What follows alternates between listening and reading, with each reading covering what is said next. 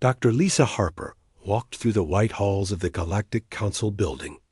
She had done this walk many times before. Today felt different, though. Something was wrong. Lisa worked as Earth's main person at the Council. For 57 years, Earth had been part of this group. 12 different alien races worked together here. They made decisions about peace and war across 14 star systems. The Council building was huge. It floated in space around an old planet called Vex Star Prime.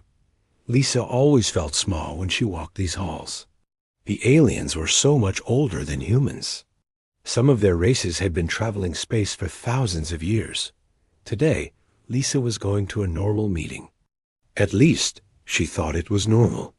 The council leaders wanted to talk about trade routes and mining rights. Boring stuff that happened every month. But as Lisa walked to the meeting room, she heard voices. Alien voices speaking in hushed tones. She knew she should not listen, but something made her stop. The voices were coming from a side room. "The humans grow too fast," said one voice. Lisa knew it belonged to Commander Zix, a tall blue alien from the Creel Empire. "Their ships are getting better. Their weapons are stronger. Soon they will be a threat." "Yes," said another voice. This one belonged to Elder Vorth from the peaceful Zephyrian people. Lisa was shocked. The Zephyrians were supposed to be Earth's friends. "We must act now, before they become too powerful." Lisa's heart started beating fast. She pressed herself against the wall and kept listening. "The solar cleansing plan is ready," said Commander Zix. "The asteroid will hit Earth in 6 months. Their colonies will be destroyed at the same time. No human will survive." "What about their fleet?" asked Elder Vorth. "Their ships are weak. We have been watching them for years. They have maybe 200 old vessels. Our combined forces number over 2,000 ships. It will be easy." Lisa felt sick. Solar cleansing? They were going to kill everyone on Earth? And the Zephyrians were part of it? Her own friends had been lying to her for years. "Dr. Harper knows." "Too much," said a third voice. This one made Lisa freeze with fear. It was High Chancellor Corinth, the leader of the entire council. "We should deal with her before she leaves." Lisa did not wait to hear more. She turned and ran as quietly as she could. Her mind was racing. She had to get back to Earth. She had to warn everyone. But how? All the council ships had alien crews. They would never help her. And her own transport was not due to leave for 3 days. Lisa ran to her quarters and started packing. She grabbed her data pad and began copying every file she could find about Council fleet movements. Her hands were shaking as she worked. A knock came at her door. Lisa's blood turned cold. "Dr. Harper?" It was Commander Zix's voice. "The Council wishes to see you." Lisa looked around her room. There was a small window that led to a service tunnel. She had seen maintenance workers use it before. "Just a moment," Lisa called out. She grabbed her bag and climbed through the window. Behind her, she heard the door open. "She is gone," said Commander Zix. "Find her." Lisa crawled through the dark tunnel as fast as she could. She could hear alien voices shouting behind her. They were looking for her everywhere. The tunnel led to the ship bay area. Lisa knew there was a small Zephyrian scout ship there. It was used for quick trips between the council building and nearby planets. If she could steal it, she might have a chance. Lisa reached the ship bay. The place was huge and dark. Ships of all sizes floated in the zero gravity. She could see the scout ship in the far corner. She pushed herself through the air, flying from one ship to another. Her heart was pounding so loud she thought everyone could hear it. The scout ship was small but fast. Lisa had watched Zephyrian pilots use these ships before. The controls looked simple enough. She climbed inside and started pressing buttons. Lights came on. The engine began to hum. Lisa had never flown an alien ship before, but she had to try. Warning sirens started going off all around the ship bay. Red lights flashed everywhere. The aliens had found her dot. Lisa pushed the power button all the way forward. The ship shot out of the bay like a bullet. Behind her, she could see Council security ships starting to follow. The little ship was fast, but Lisa did not know how to use all its systems. She pushed buttons and pulled controls, trying to make it go faster. Space around Vexstar Prime was full of Council ships. Lisa had to dodge between them as alarms rang out across the system. The security ships were getting closer. Then Lisa found the jump drive button. She had seen it used before. One push would send her ship across many light years and seconds. She aimed the ship toward Earth and pushed the button. The stars stretched out into lines. Everything went white for a moment. Then Lisa was alone in empty space, far from the Council. She had escaped, but just barely. In her bag were the files that proved everything. The Council was planning to destroy Earth and kill every human alive. Lisa set course for Earth. She had to warn Admiral Jake Morrison and the Earth fleet. She had maybe 6 months before the asteroid hit. 6 months to save everyone she had ever known. As her ship flew through the darkness toward home, Lisa wondered if 6 months would be enough time. The Council had been planning this for years.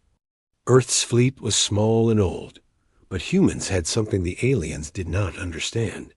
When their backs were against the wall, humans fought harder than anyone expected. Lisa just hoped it would be enough. Admiral Jake Morrison stood in the command center of Earth's orbital station. He was a tall man with gray hair and serious eyes. He had been fighting wars in space for 30 years. But he had never seen anything like this. Dr. Lisa Harper sat.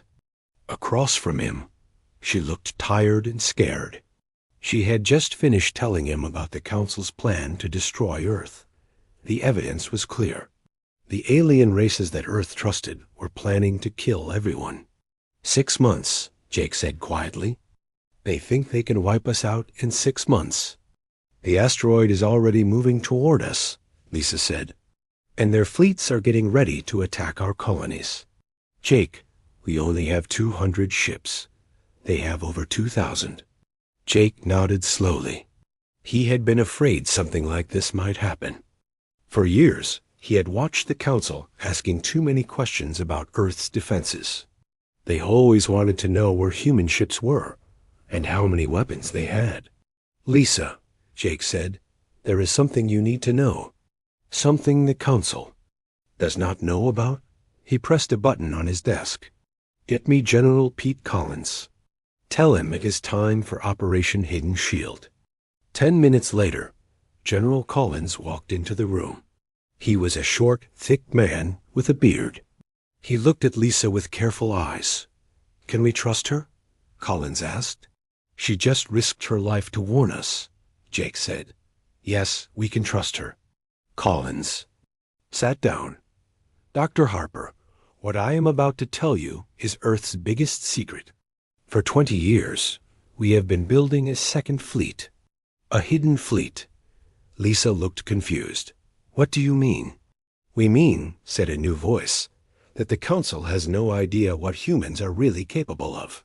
A woman walked into the room. She was young with dark hair and smart eyes. I am Dr. Rachel Kim, she said. I run the secret shipyard program. Jake smiled for the first time that day. Rachel, show her the numbers. Rachel put a data pad on the table. We have been building ships in a hidden base. It is inside a big asteroid in the Kuiper Belt, far from Earth. The Council has never found it. She pressed buttons on the pad. Pictures appeared showing huge ships being built in secret factories. We have 300 heavy cruisers, Rachel said. Each one is bigger and stronger than anything in our regular fleet. We have 150 assault carriers with new fighter ships. We have 75 dreadnought battleships with weapons the aliens have never seen. Lisa stared at the pictures. The ships looked like nothing she had ever seen before. They were sleek and deadly. "How?" she asked. "How did you build all this without anyone knowing?" General Collins leaned forward. "We learned from our mistakes. When we first joined the council, we were too open. We showed them everything. We told them about all our technology. But some of us were worried," Jake added.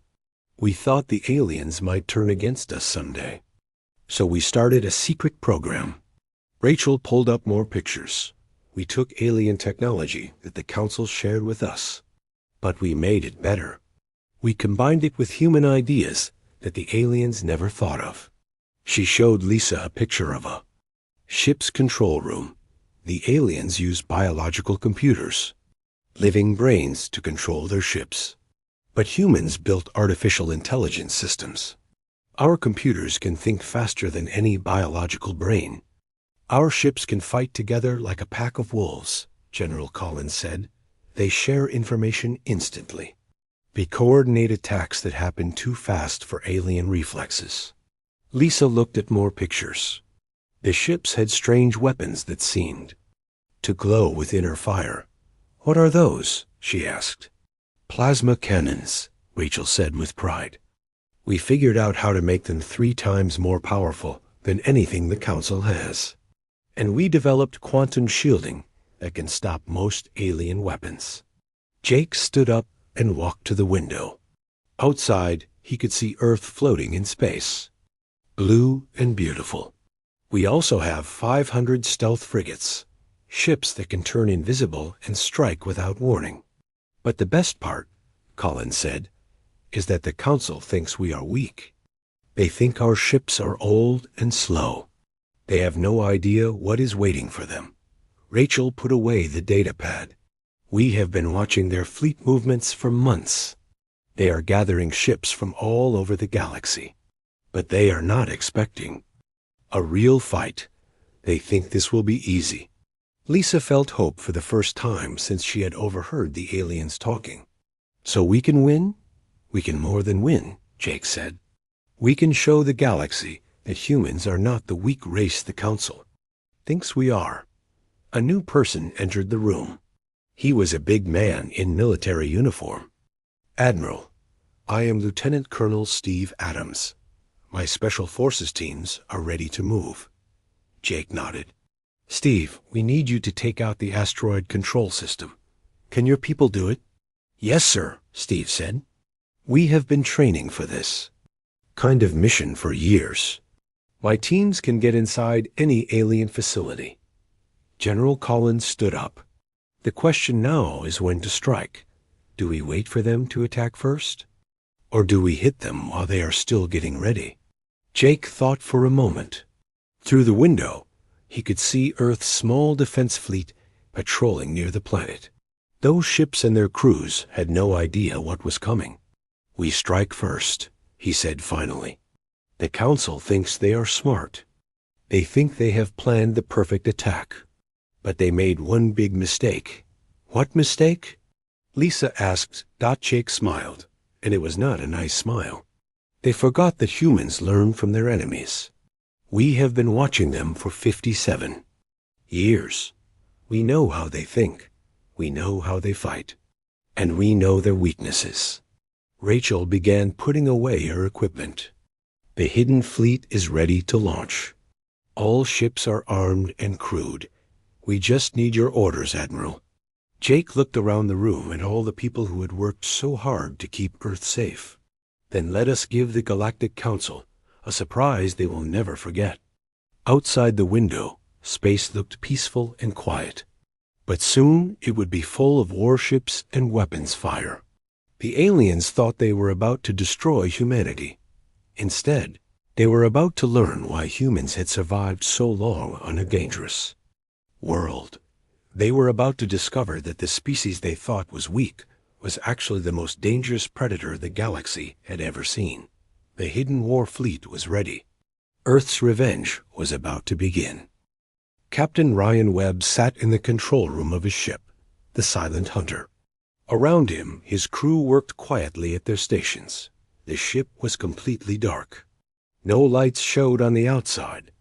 No signals went out into space. To any alien scanner, the silent hunter looked like empty space. Ryan had been waiting here for 3 days. His ship floated near a Council supply depot in the Rigel system. Alien cargo ships came and went, bringing weapons and fuel to the Council war fleet. None of them knew that a human ship was watching. "Captain," whispered his communications officer, "Admiral Morrison is sending the attack signal." Ryan smiled. Finally, the waiting was over. "Send the message to all stealth ships. Operation Ghost Strike is now active all across the galaxy." 100 stealth frigates began to move. They had been hiding near Council bases for weeks. The aliens had no idea they were there. "Target the main fuel depot," Ryan told his weapons officer. "Fire when ready." The silent hunter's plasma cannons charged up silently. Then they fired. Bright blue beams shot across space and hit the alien fuel station. The explosion was huge. It lit up the darkness like a small sun. Before the aliens could react, Ryan's ship was already moving to its next target. The communication relay station exploded a few seconds later. Then the weapons depot went up in flames. All around the Rigel system, other human ships were doing the same thing. In less than 10 minutes, every major Council facility was destroyed. "Sir," said the scatter officer, "alien patrol ships are coming to investigate." "Let them come," Ryan said. "They will not find anything but wreckage." The silent hunter and the other stealth ships vanished back into the darkness. When the alien patrol ships arrived, they found only burning stations and floating debris. There was no sign of who had attacked them. Meanwhile, in another part of space, Major Kate Foster was leading a different kind of mission. She and her team of 20 Marines were floating in spacesuits near the asteroid that the Council was planning to crash into Earth. "Remember," Kate whispered into her radio, "we need to get inside the control center and plant our charges. Then we get out. Fast." The asteroid was huge, bigger than most moons. The aliens had built a control station on its surface to steer it toward Earth. Kate could see alien guards walking around the base.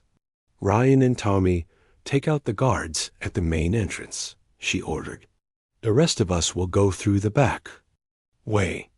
Kate's team moved like shadows across the asteroid's surface. They had trained for this mission for months.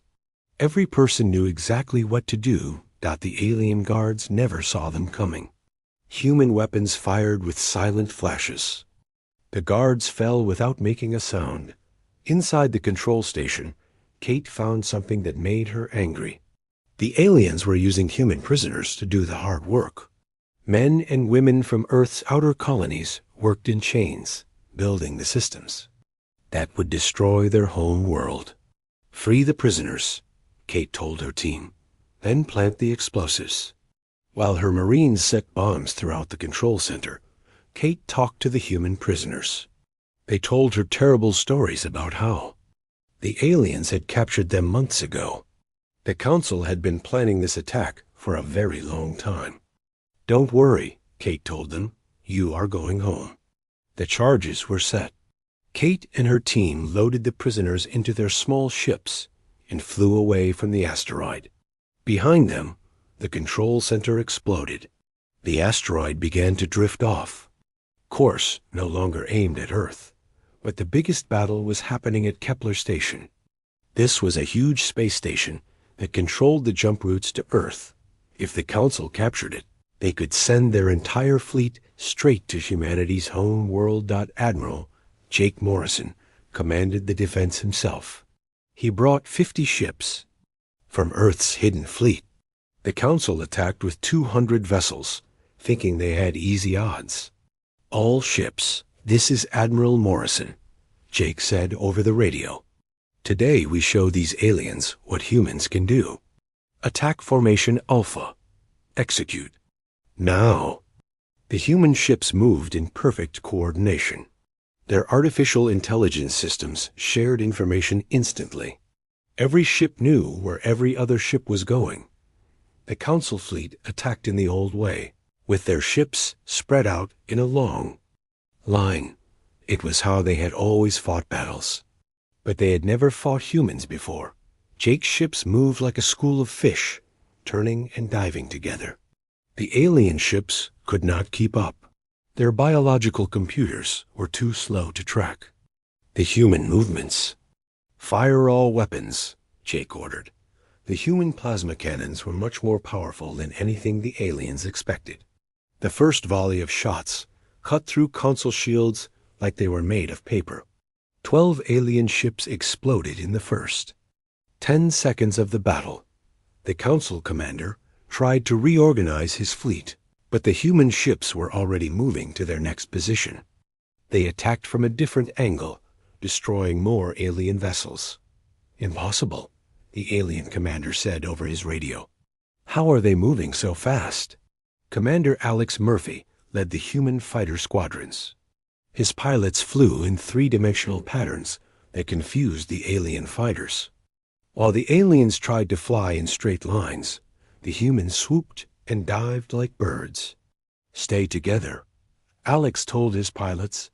"Hit them fast and get out." The human fighters were smaller and faster than the alien ships. They zipped between the big Council vessels, firing at their weak spots. The aliens could not turn fast enough to keep up. In 30 minutes, the battle was over. Half of the Council fleet was destroyed.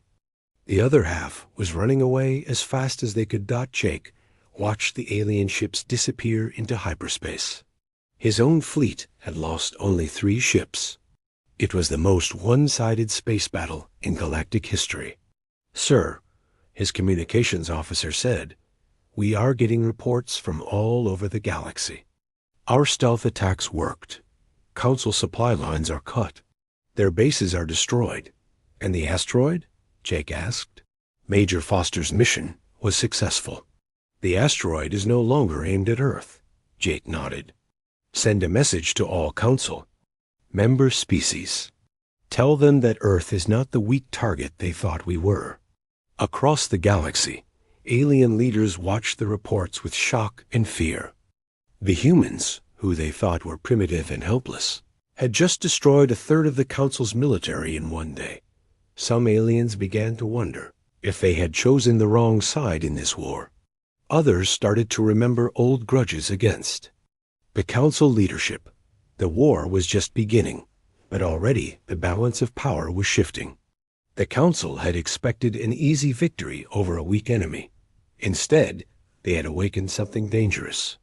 Humanity was done being the galaxy's victim. Now they were ready to be its predator, and the aliens were starting to realize that they had made a terrible mistake. Ambassador Elena Rodriguez hid in the shadows of an alien spaceport. She was far from Earth, on a world called Thyros Prime. This planet belonged to the Therian Empire, one of the Council's member races. Elena was not supposed to be here. Officially, she was dead. The Council thought they had killed her when they destroyed the Earth embassy on Vexstar Prime. But Elena had escaped, and now she was doing something the aliens never expected. She was turning the Council's own members against each other. "The meeting is tonight," whispered a Therian rebel named Kex Valoom. He was a small, green alien with 4 arms. "The resistance leaders will gather in the old warehouse district," Elena nodded. For weeks, she had been secretly meeting with aliens who were tired of the Council's rule. She had learned something important. Many Council species hated their leaders almost as much as humans did. "Remember," Elena told Kex Valoom, "show them the evidence about the mining operations. Let them see how the Council has been stealing from their worlds." That night, Elena stood before a group of alien rebels. There were Therians, Vextari, and even some Zephyrians who had turned against their own government. "My friends," Elena said in the common galactic language, "you have all suffered under the Council's lies. They told you that humans were dangerous. But the real danger is the Council itself." She showed them documents that Dr. Lisa Harper had stolen from the Council files. The papers proved that the Council leaders had been taking resources from member worlds for decades. They had grown rich while their people stayed poor. The Council told you that destroying Earth would bring peace, Elena continued. But what they really want is to remove the only species strong enough to challenge their power. One of the Therian leaders stood up. If we help humans, what happens to us? The Council will punish our worlds, Elena smiled. The Council is losing this war. Their fleets are being destroyed by human forces. Soon, they will be too weak to punish anyone. Meanwhile, in space near the Council's home system, Captain Nat Thompson prepared for the most dangerous mission of the war. His ship, the Vengeance, was one of Earth's new dreadnought battleships. It was huge and heavily armed. All stations report ready, said his weapons officer. Matt looked at the tactical display. The Council had built massive defense platforms around their home worlds. These stations were supposed to be impossible to destroy. Each one had shields and weapons that could fight off entire fleets. Target the first defense platform, Matt ordered. Charge the Star Killer weapon. The Star Killer was humanity's most powerful weapon. It could destroy a small moon with one shot. But it took a lot of energy and could only fire once every 10 minutes. Star Killer charged and ready, reported the weapons officer. Fire. A beam of pure energy shot out from the Vengeance. It was brighter than a star and moved faster than light. When it hit the Council defense platform, the massive station simply vanished. One moment it was there, the next moment it was atoms scattered in space.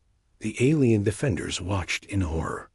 Their strongest fortress had been destroyed like it was made of paper. Impossible, said the Council defense commander.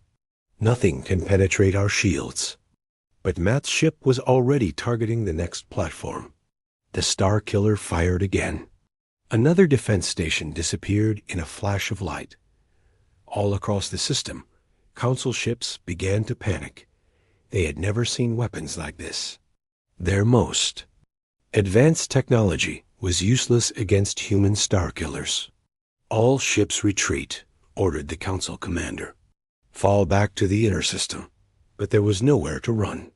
More human dreadnoughts were arriving. The Vengeance had 5 sister ships, and they all carried Star Killer weapons. In 6 hours, every major Council defense was destroyed.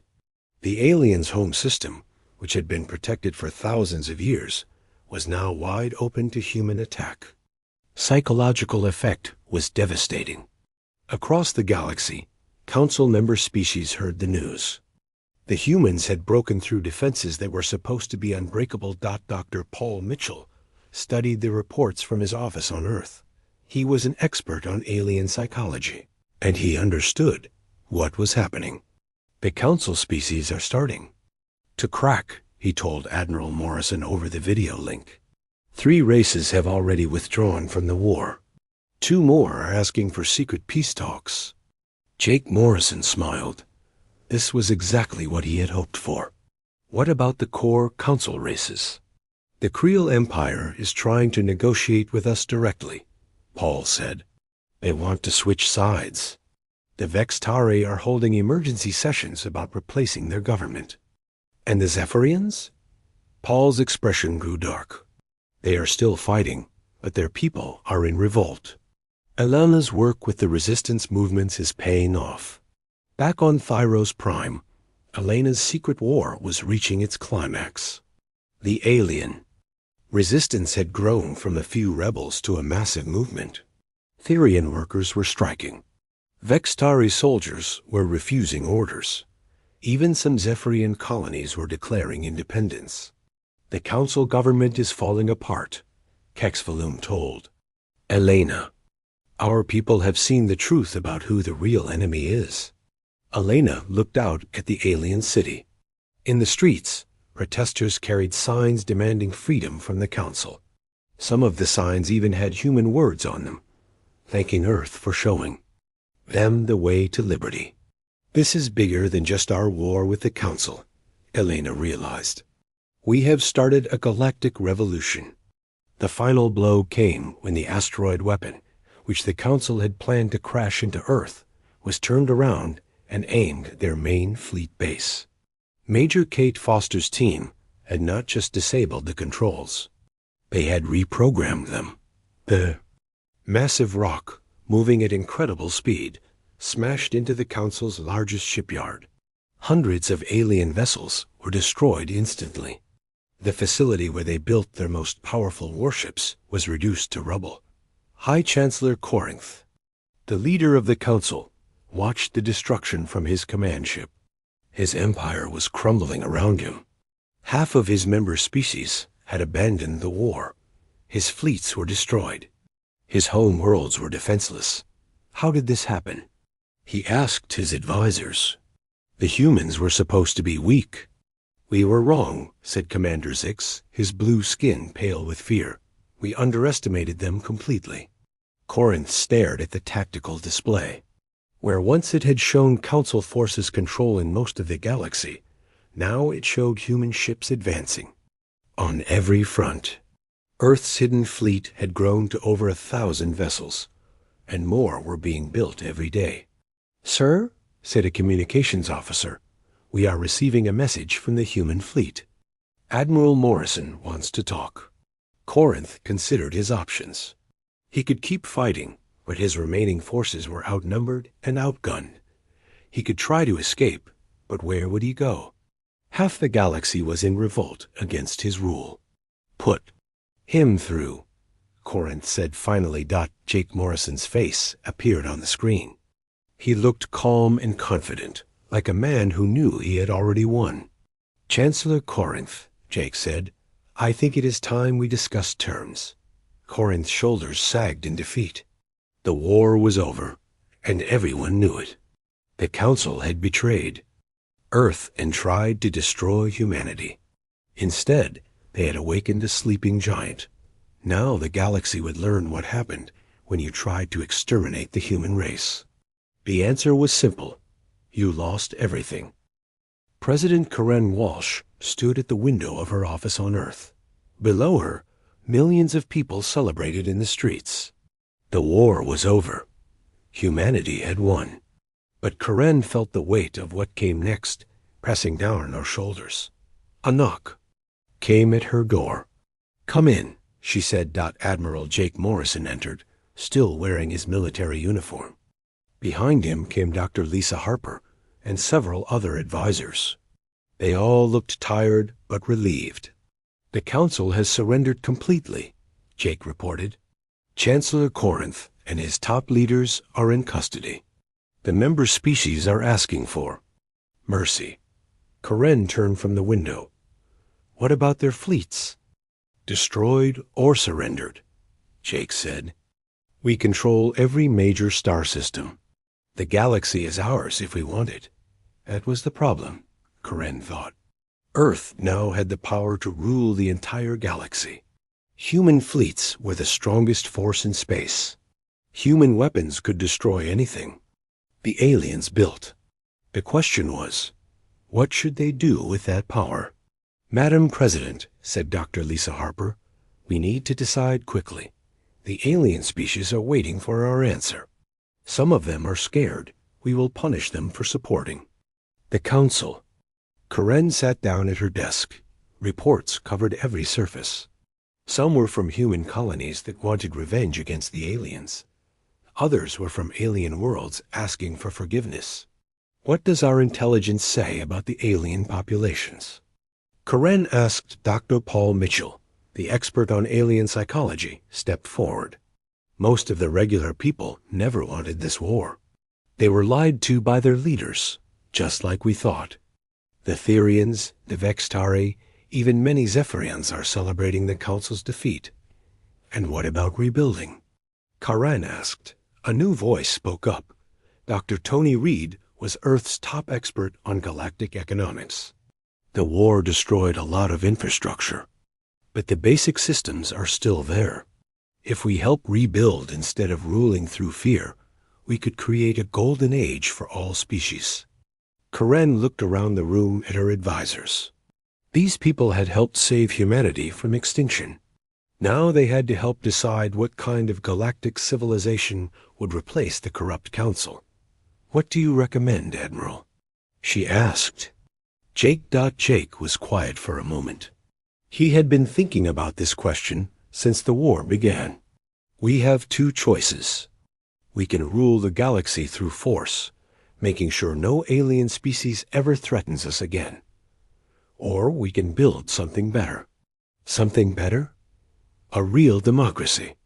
Representatives from every species, including humans. Fair laws that protect everyone. And a military force strong enough to keep the peace. Dr. Harper nodded. "I have been talking to the alien resistance leaders. People like Kex Valoom and the others who helped Ambassador Rodriguez. They want the same thing we do, freedom and justice." Karen made her decision, set up a meeting with the surrender delegation. "We will offer them terms." 3 days later, representatives from dozens of alien species gathered on Earth's orbital station. It was the same place where the war had been planned. Now it would be where the peace was made. Karen entered the meeting room. Across from her sat the defeated alien leaders, including some who had tried to destroy Earth. But she also saw new faces, the resistance leaders who had helped humanity win. "Friends," Karen began, speaking in the common galactic language, "we are here to build a new future. The old council is dead, but we can create something better to replace it." She looked directly at Kex Valoom, the Therian rebel who had helped Elena Rodriguez. "The new galactic government will be based on representation and justice. Every species will have a voice. Every world will be protected." One of the former council members, a Vextari general, raised his hand. "What about punishment for our crimes?" Karen had expected this question. The leaders who planned genocide will face trial, but the people who were lied to and manipulated will not be punished for following bad orders. "And what about human dominance?" asked another alien. "Your fleets are the strongest. Your weapons are the most powerful. How do we know you will not become tyrants like the Council?" Admiral Morrison stood up. "Because we learned something important during this war.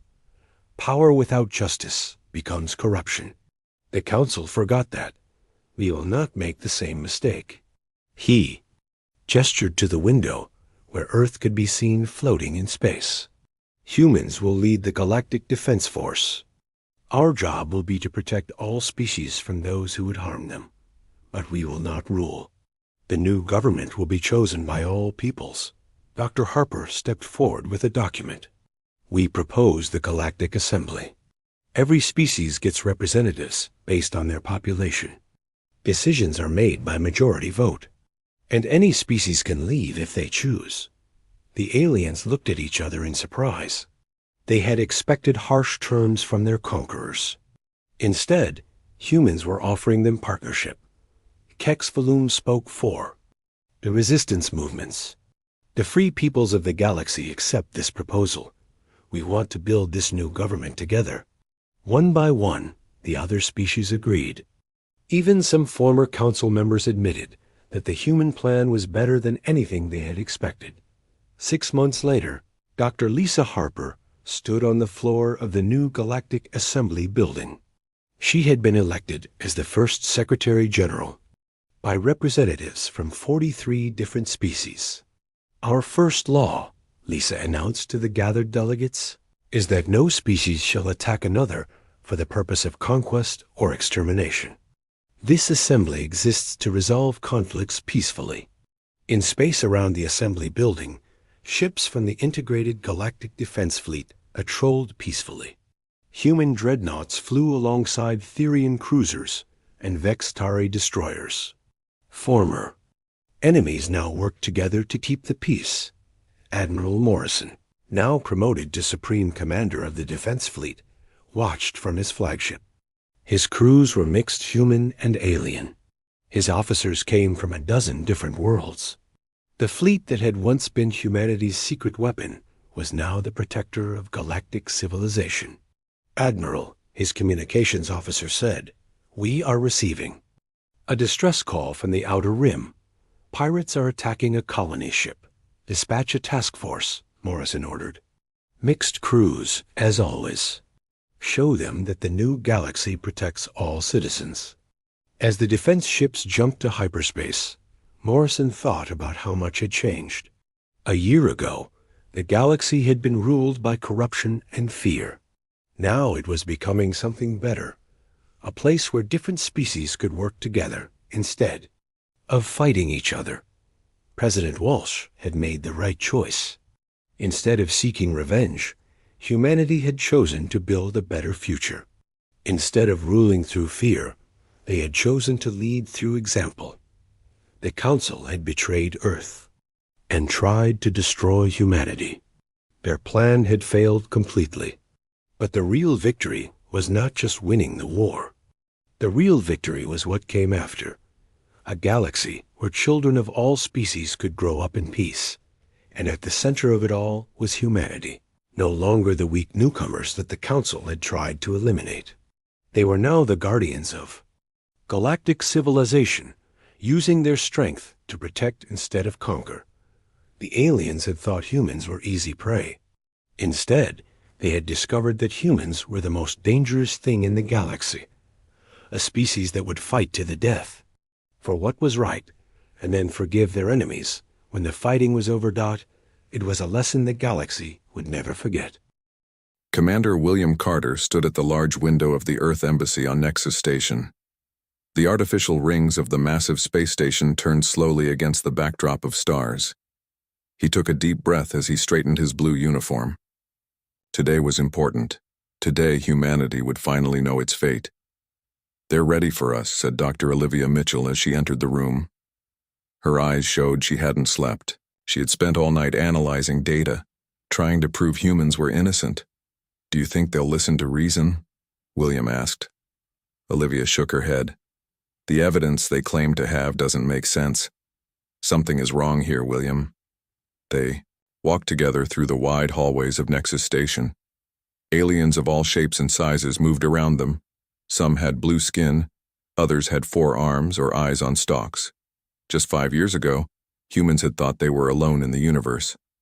Now they were part of something bigger, the Galactic Council, a group of 23 alien species who worked together. At least that was how it was supposed to be. The doors to the council chamber slid open. Inside, a half-circle of raised platforms held representatives from each council species.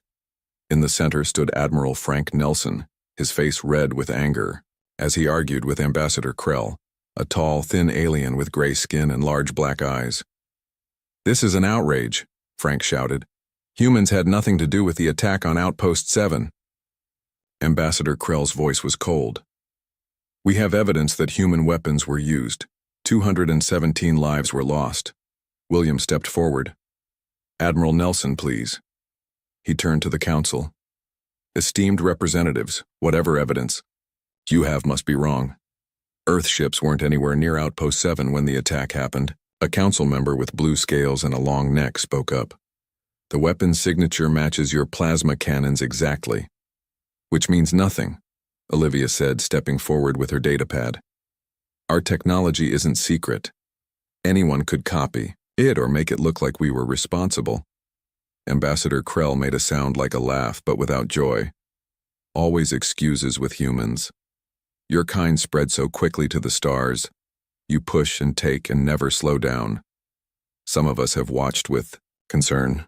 William felt cold inside. This wasn't about the attack at all. This was about fear. "Let Dr. Mitchell present her findings," William said. "We deserve a fair hearing." The head of the council, a being made of what looked like orange crystal, raised a hand. "We have already voted." William's heart sank. "Voted? When? This session was supposed to be our chance to defend ourselves." "The emergency vote happened during the night cycle," Krell said with a small smile. "For security reasons." Frank stepped closer to William and whispered, "They planned this. We need to warn Earth." The crystal being's voice echoed in the chamber. "By vote of 15 to 8, The Council has decided that humanity poses a security risk to galactic peace. Until further investigation is complete, all humans are to return to their home system. You're exiling us? William couldn't believe what he was hearing. Based on false evidence and a secret vote? It is a safety measure, Krell said. You should be grateful. Some council members wanted much harsher punishment. Olivia stepped forward. How long will this safety measure last? Until we determine. Humans are not a threat, Krell answered. It could be years, it could be centuries. Frank's hand moved to his weapon. William quickly put a hand on his arm. Don't, he whispered. They're looking for any excuse. The crystal being spoke again. You have 48 hours to notify all human ships and colonies. After that time, the barrier will be activated. Barrier? William asked. A hologram appeared in the center of the room, showing Earth's solar system. A shimmering bubble formed around it, extending just beyond the orbit of Pluto. New technology, Krell said proudly. It will prevent any faster-than-light travel in or out of your system. Standard space travel will still work inside the bubble, but you will be contained. Frank's voice was low and dangerous. This is an act of war. William's mind raced. Earth had only 7 warships. The Council had thousands. Fighting would mean the end of humanity. We will comply, William said, ignoring Frank's shocked look. Under protest. We request time to bring our colonists home from other systems. 48 hours, the crystal being repeated. As they left the chamber, Frank exploded. We can't just accept this. We should fight. And lose everything? William asked. We need time. We play by their rules for now. Olivia looked at her data pad. Something isn't right. The attack data is too perfect, too clean. It's like someone wanted to frame us specifically. Keep digging, William said. I need to contact Earth. We have thousands of people on colonies and ships who need to get home now. The next 2 days were chaos. Ships from all over Council space rushed toward Earth. Some wouldn't make it in time. William worked without sleep, coordinating the massive movement of people. On the final day, he stood again at the window in the embassy, watching as the last human diplomatic staff boarded shuttles. Nexus Station was emptying of humans. Olivia rushed in, her face pale. William, I found something. The data about the attack, there's hidden code. Someone altered the evidence, and there's more. Reports about something called Void Harbingers that the Council is hiding from everyone. Get this to Earth, William said, handing her a secure data chip. I'll be on the last shuttle. As Olivia left, Ambassador Krell entered the room. Come to gloat? William asked. To give friendly advice, Krell said. Accept your place. Humans push too hard, want too much. The galaxy is old, humans are new. Some species have been on the Council for 10,000 years. They know what is best. William stood tall. We'll be back. This isn't the end. Krell's black eyes showed no emotion. The barrier is permanent. No species has ever returned from exile. 6 hours later, William's shuttle approached Earth. Behind them, sensors detected a massive energy wave as the barrier activated, surrounding the entire solar system. Admiral Nelson met William at the space dock orbiting Earth. Earth was beautiful. Below them, blue and green and perfect. Now it was also a prison. What's the plan, Commander? Frank asked. William looked out at the stars beyond Earth. Somewhere out there, the truth waited. And so did humanity's future. We adapt, William said. We get stronger, and one day we return. 5 years passed since the barrier went up around Earth's solar system. Dr. Olivia Mitchell stood in her underground lab on Mars, looking at the strange device on her table. It was alien technology, smuggled back to Earth before the exile. For 5 years, she had worked to understand it. Any progress today? Director Peter Simmons asked as he entered the lab. He was in charge of Earth's unified space agency now. Under his watch, all nations had joined together to solve the exile problem. I think I finally understand how it reads the barrier, Olivia said, not looking up. The Council uses a specific energy pattern to create the wall around our system. If we can copy that pattern, we might find a way through. Peter finished her sentence. His tired eyes showed a hint of hope. "We need good news, Olivia. People are getting restless. Earth had changed since the exile. With all human colonists forced to return home, the planet was more crowded than ever. Resources were tight. Old conflicts had mostly ended as humanity united against a common problem. But new tensions grew every day. In another part of the Mars base, Chief Engineer Samantha Wright was testing a new engine design. The room hummed with power as machines pushed the small prototype to its limits. "More power," she shouted to her team. The engine glowed bright blue, then white. Then, with a loud bang, it broke apart. Samantha slammed her hand on the control panel. "That's the third failure this month." A young assistant looked nervous. "Maybe it's impossible to break the light speed limit without the alien tech we lost access to." Samantha glared at him. "Nothing is impossible. We just haven't found the right way yet." On Earth, Marcus Hayes walked through his small apartment in the Denver megacity. Before the exile, he had been a farmer on humanity's first colony around Proxima Centauri. Now he lived in a tiny box, working in the city's vertical farms. He looked at the picture of his old farm on the wall. It showed rolling fields under an alien sky with a red sun. He missed the open spaces. A knock at his door pulled him from his thoughts. A government official stood there. "Marcus Hayes, Director Simmons wants to speak with you." 2 days later, Marcus stood in a meeting room on the Mars base, confused about why he was there. When Director Simmons and Dr. Mitchell entered, he stood up straight. "Mr. Hayes," Simmons said, "we've been looking at your colony's records. Your farm produced 40% more food than any Earth farm using the same space. How?" Marcus was surprised by the question. "I just used what was available. The soil on Proxima B has different minerals. I found that mixing them with Earth plants created better results. Nothing special." Dr. Mitchell smiled. "But it was special, Marcus. You created a hybrid growing system no one had thought of before.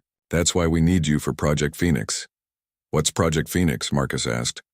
"Our plan to break the exile," Simmons answered. "Humanity needs problem solvers who think differently, people who don't accept limits."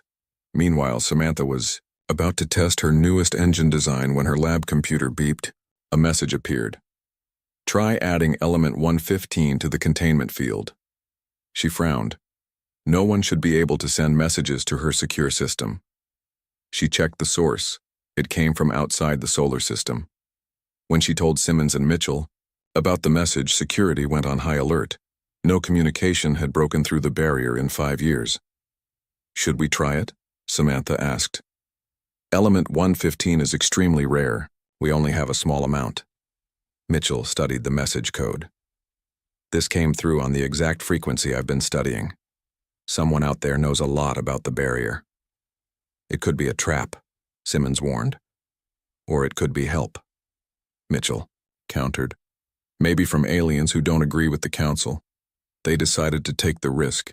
3 days later, with the rare element added to her design, Samantha's engine ran for 15 minutes at speeds that should have been impossible inside the barrier.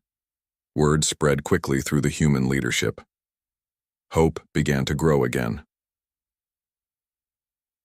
On a secure base on Jupiter's moon Europa, Admiral Frank Nelson reviewed the latest fleet reports.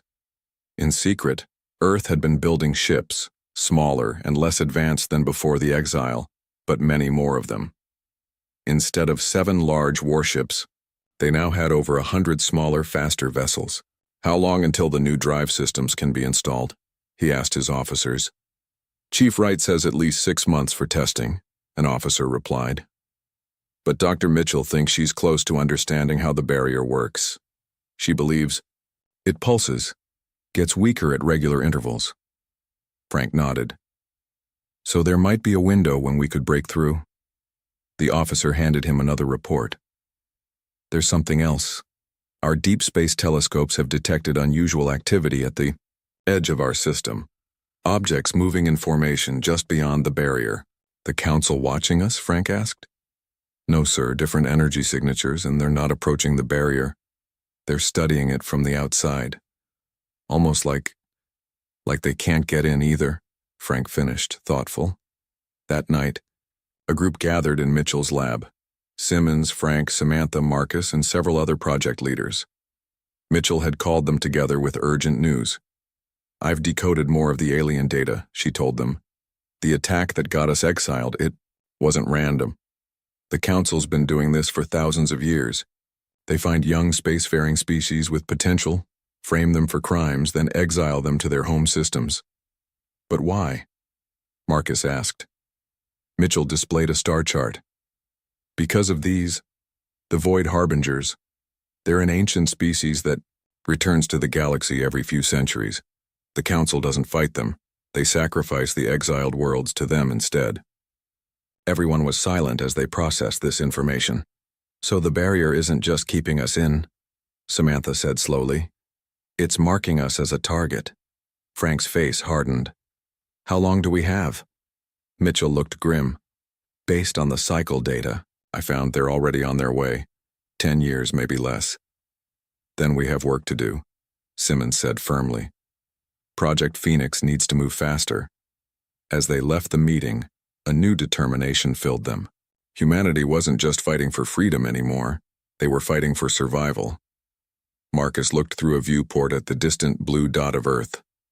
His home was in danger, but for the first time in years, he felt a sense of purpose. Humanity would adapt. They would find a way through the barrier, and when they did, they would come back stronger than ever. 10 years had passed since the barrier went up around Earth's solar system. On the edge of Neptune's orbit, a small ship floated in the darkness. It was unlike any ship humans had built before the exile. It was sleek and black, designed to be hard to see. Its name was painted in small white letters, Defiance. Inside the ship, Captain Maria Rodriguez checked the final systems. She had trained for this mission for 3 years. Now it was time. "All systems ready, Captain," said Lieutenant Ryan Collins, from his station. Before the exile, Ryan had worked in Council security. Now he used that knowledge to help Earth. "Dr. Freeman, how's our special package?" Maria asked. Dr. Alex Freeman stood by a device that pulsed with blue light. "The barrier disruptor is stable. Battery charge at 98%. But remember, it will only work for 60 seconds at most." Maria nodded. 60 seconds to get through and turn it off. Then we're on our own on the other side. The plan was dangerous. They would use the disruptor to open a small hole in the barrier. Once through, they would search for allies among the stars. They would find evidence to clear humanity's name. And they would learn more about the Void Harbingers. "Message from command," Ryan said. "We are cleared to proceed." Maria took a deep breath. "Start the countdown." The ship moved slowly toward the invisible barrier. They couldn't see it, but their instruments showed where it was. A wall of energy surrounding the entire solar system.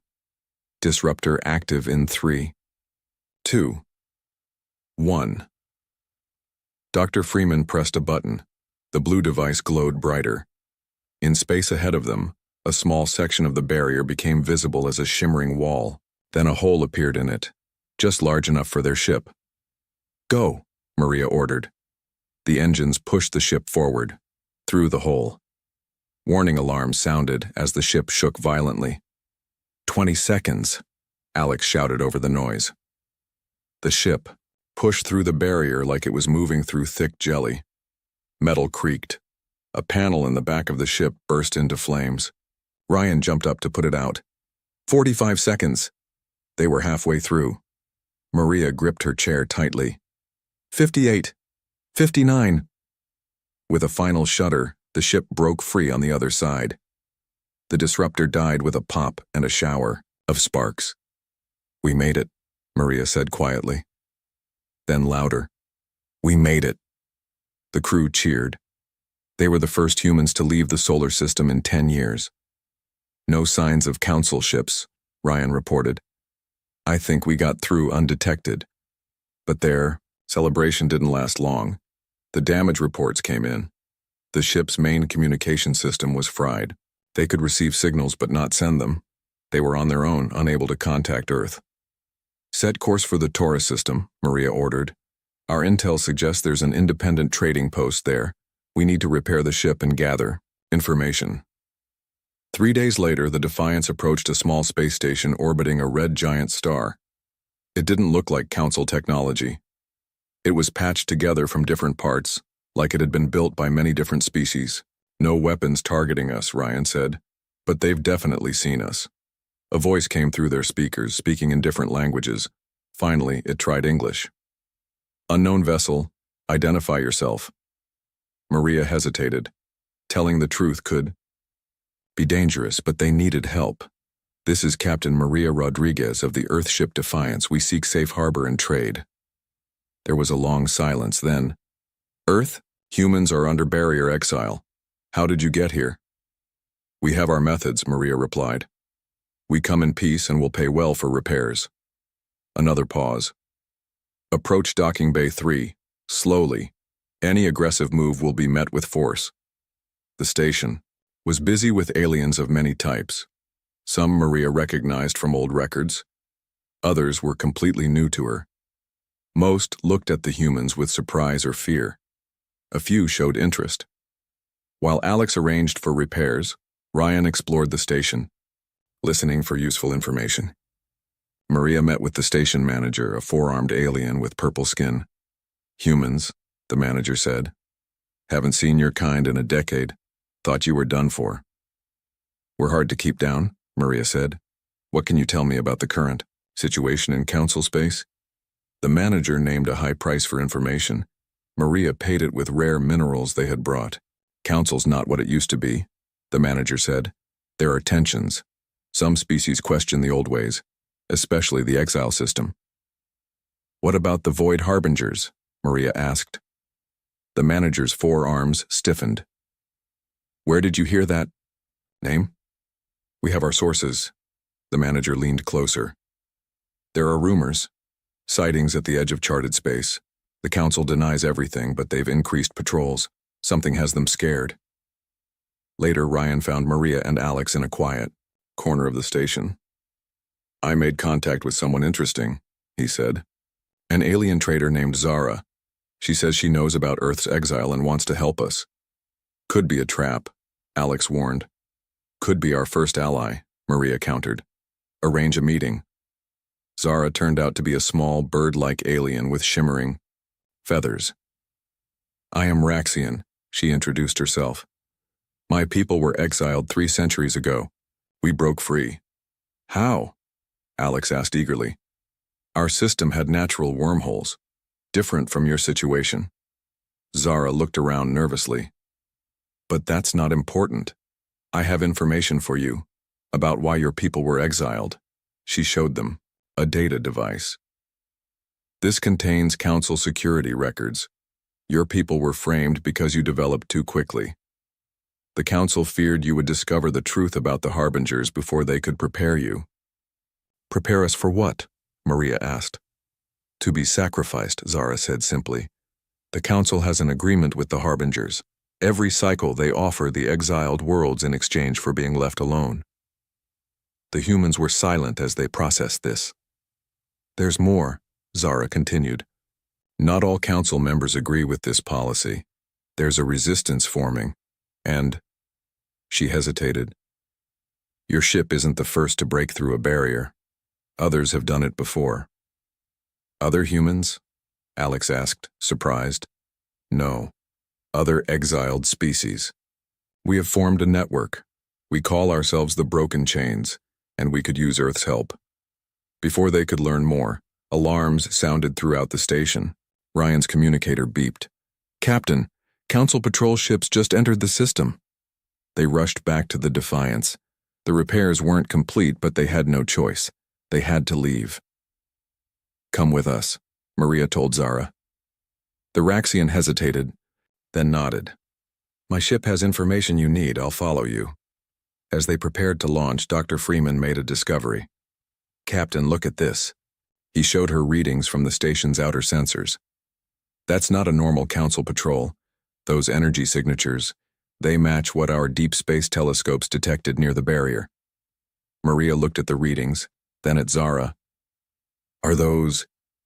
Zara's feathers flattened against her body in fear. Yes, those are Harbinger scout ships. They're here early.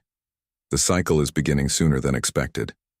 The Defiance and Zara's small ship slipped away from the station just as the strange, dark ships entered the area. They didn't look like Council vessels. They were shaped like massive black stars with pulsing red lights at each point. They haven't detected us yet, Ryan reported. Where to, Captain? Maria looked at Zara. Take us to the broken chains. It's time humanity joined the fight. As the ships accelerated away, Maria looked back at the station through the view screen. The Harbinger ships surrounded it, pulsing with energy. Then, without warning, the entire station went dark. They just absorbed all its power, Alex whispered. Maria's hands tightened on her chair. Get us back to Earth as soon as possible. We need to warn them, and we need to prepare. The two ships vanished into the darkness of space, carrying with them humanity's first allies, and news of a war that was coming sooner than anyone had expected. 15 years had passed since humanity's exile began. Admiral William Carter, once just a commander, now stood in Earth's largest shipyard hidden inside the dwarf planet Ceres. Around him, hundreds of ships were being built. Some were small and fast. Others were large with powerful weapons. All of them were preparing for the day humanity would break free. Impressive, isn't it? General Lisa Bennett asked as she joined him. She had started as a colonel when the exile began. Now she led Earth's unified military forces. 500 ships, William said. Before the exile, we thought 7 was a lot. And these are better than anything we had then, Lisa said with pride. But will it be enough? William didn't answer. He was thinking about the message they had received 3 months ago. Captain Rodriguez and the Defiance had found a way to send signals through the barrier at specific points. The news they sent was both hopeful and frightening. They had found allies, other exiled species who had broken free. But they had also confirmed the threat of the Void Harbingers. On the other side of the solar system, Dr. Olivia Mitchell worked with a team of scientists on Jupiter's moon Europa. With her was Jack Howard, a civilian engineer who had been brought into the program after showing remarkable skill with alien technology. Try it now, Jack said, adjusting something in the large machine they had built. Olivia pressed a button. The machine hummed and projected a hologram of the solar system with the barrier shown as a red bubble around it. Small blue dots appeared at various points on the barrier. It works, Olivia said excitedly. We can see all the weak points now. The barrier wasn't perfect. It had spots where the energy field was thinner. For years, they had only known about a few of these spots. Now they could see all of them. And look at this, Jack said, pressing another button. The hologram showed energy waves moving through the barrier. It pulses every 43 hours. During those pulses, the weak spots are even weaker. This was the breakthrough they had been waiting for. Now they could get ships through the barrier more easily. Far from Earth, the Defiance and 5 other human ships that had escaped through the barrier over the years had joined with the Broken Chains, the alliance of formerly exiled species. They had set up a base on an abandoned moon in a system the Council had forgotten long ago. Captain Maria Rodriguez now wore the uniform of an alliance commander. She stood in a meeting room with representatives from 12 different species. The Harbinger ships have been spotted in 4 more systems, she reported. They're moving faster than we expected. Council member Shala, a defector from the Galactic Council, spoke next. She was tall with silvery skin that reflected light like metal. The Council is in denial. They keep saying the Harbingers won't arrive for another decade. They refuse to prepare. Their agreement won't save them this time, said Krell, a young alien who looked much like the Ambassador Krell who had helped exile humanity. But this Krell was different. He was the son of the Ambassador, but he had learned the truth and joined the resistance. My father believes the old ways will work again, young Krell said. He thinks offering the exiled worlds will be enough. But the Harbingers are hungry for more this cycle. We need to warn Earth, Maria said. The Harbingers will target them first because they're already marked by the barrier. Our latest intelligence suggests we have perhaps 6 months before the Harbingers launch their main attack, Shala added. We need to be ready. Back on Earth, preparations moved at full speed after they received the warning from Maria. Admiral Carter met with Earth's leaders in an underground base beneath the old United Nations building in New York. "We can get through the barrier," he told them. "Dr. Mitchell has mapped all the weak points, and Engineer Howard has developed a system that can temporarily expand those weak points." President Diane Foster looked at the reports. "How many ships can get through?" "All of them if we time it right," William said confidently. "But we need to coordinate with the Broken Chains Alliance. Captain Rodriguez says they can help from the outside while we push from the inside." "What about the Council?" asked one of the leaders. "Are they still a threat to us?" "According to our intelligence, the Council is divided," William explained. "Some species want to maintain the exile system. Others, having learned about the Harbingers, are questioning everything. There's a real chance some Council members will become our allies. So we could be fighting a two-front war," President Foster said, "against both the Council loyalists and these Harbinger creatures." "Yes," William agreed, "but we won't be fighting alone." On Europa, Jack Howard worked with Captain Rodriguez's crew through secret communications to develop a new weapon system. The Harbingers absorbed energy, that was how they attacked. But Jack had an idea. "If they feed on energy," he explained to Dr. Mitchell, "maybe we can give them too much, like overfeeding until they burst." Olivia looked at his designs. "This could work, but we'll need to test it." Jack smiled. "I already have. On a small scale." He showed her a recording of his experiment. A tiny piece of what looked like black metal, a sample recovered from a Harbinger scout ship, was placed in a container. When exposed to a specific energy frequency, it absorbed the energy, grew larger, then suddenly broke apart. "Their own hunger can be used against them," Jack said. Across the solar system, General Bennett trained a multi-species fighting force. Earth had taken in refugees from other exiled worlds, beings who had managed to escape their own barriers and find their way to Earth. Now they taught humans about the Harbinger's weaknesses. "They don't see well in certain light frequencies," a six-eyed alien named Morrow explained as they tested special lights on their ships. "We can use that to hide our smaller vessels." Another alien with skin like tree bark added, "They communicate with each other through energy pulses. If we can disrupt those pulses, they get confused."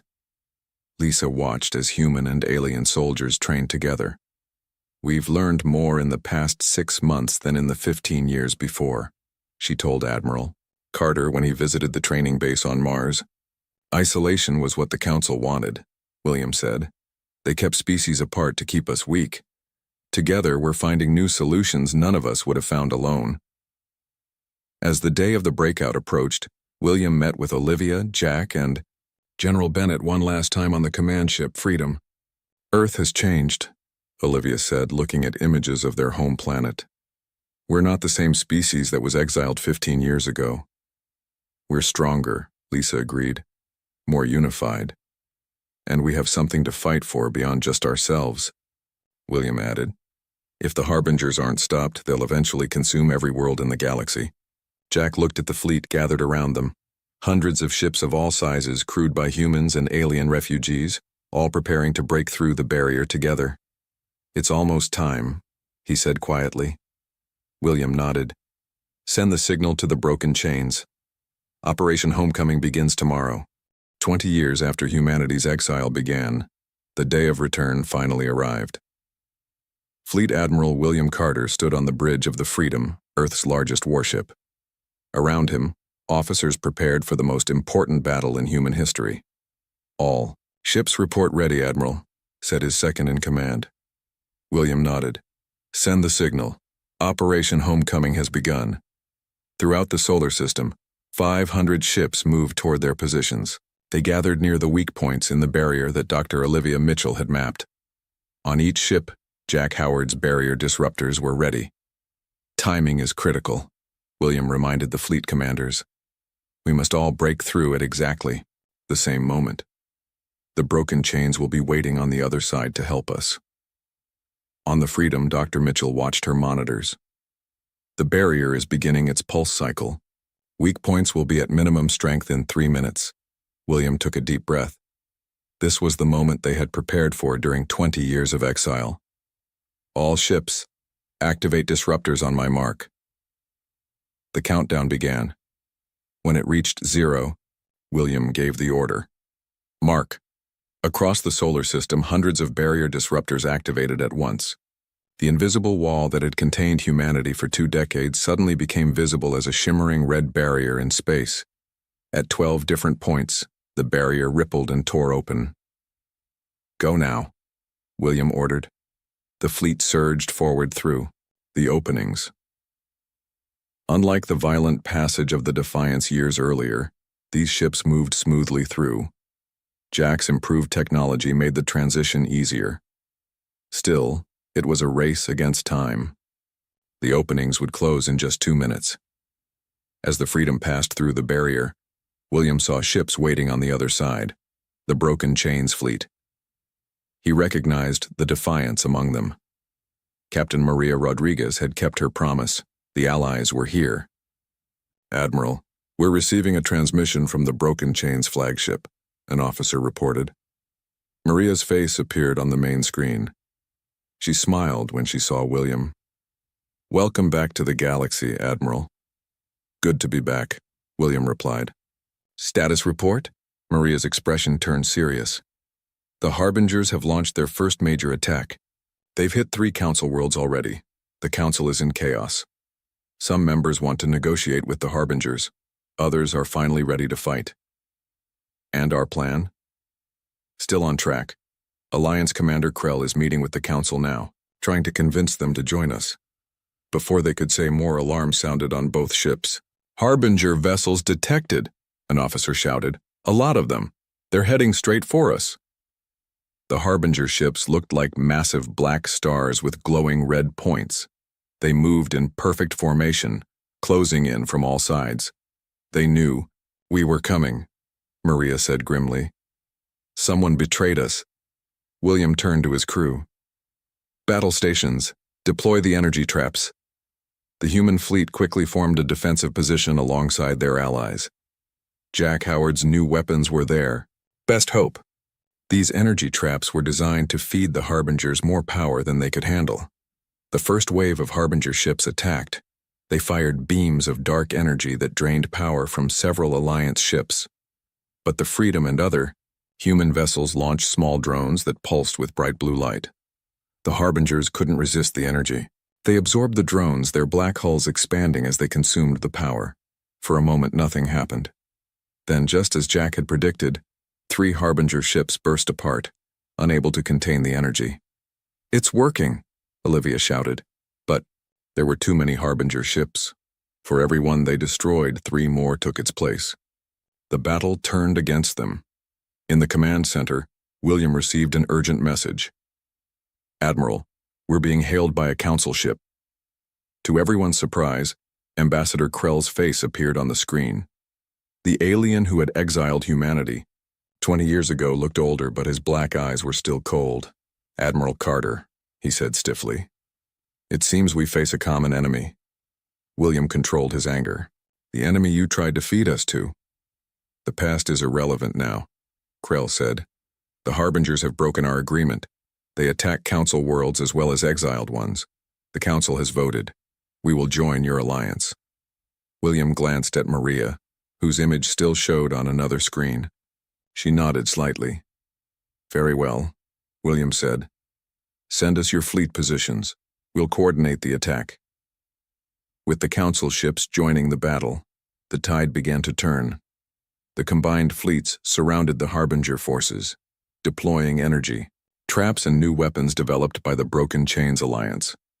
On a smaller ship near the back of the fleet, General Lisa Bennett commanded a special forces team. We've located the Harbinger command ship, she told William. Permission to proceed with Phase 2? Granted, William replied.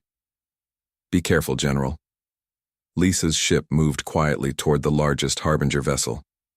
With her was Dr. Olivia Mitchell carrying a device Jack Howard had built, a supercharged energy trap that could take down the entire Harbinger command structure. Their ship docked with the Harbinger vessel without being detected.